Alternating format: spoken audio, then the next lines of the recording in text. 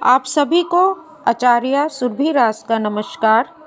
नवदुर्गा के दिनों में यानी नवरात्रों के दिनों में 9 कन्याओं का क्या रहस्य है, मैं आपको बताने जा रही हूँ, जिससे कि आप और श्रद्धा और विश्वास के साथ नवरात्रों को अपना पूजन पाठ निभा पाएंगे। 9 कन्याओं का रहस्य यह है।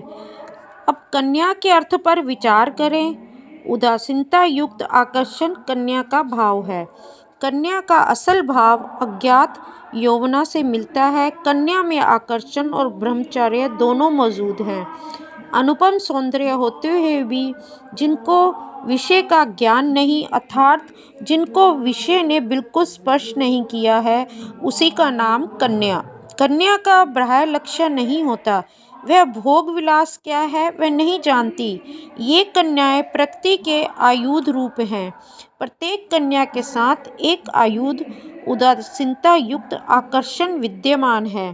वह उदासीनता युक्त आकर्षण मनुष्य को पतन के मार्ग पर ले जाता है और उसे शोक, उन्माद तथा विकारग्रस्त करता है।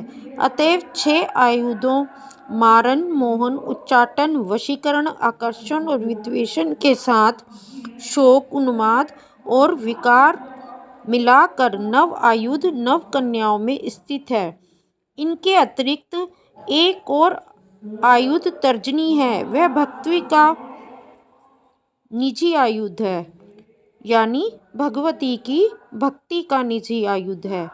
इन सब आयुधों को शस्त्रों की सहायता से भगवती प्रत्येक वस्तु को उसके गति भाव में फिराती है और सृष्टि के तत्वों का रूपांतर करती है।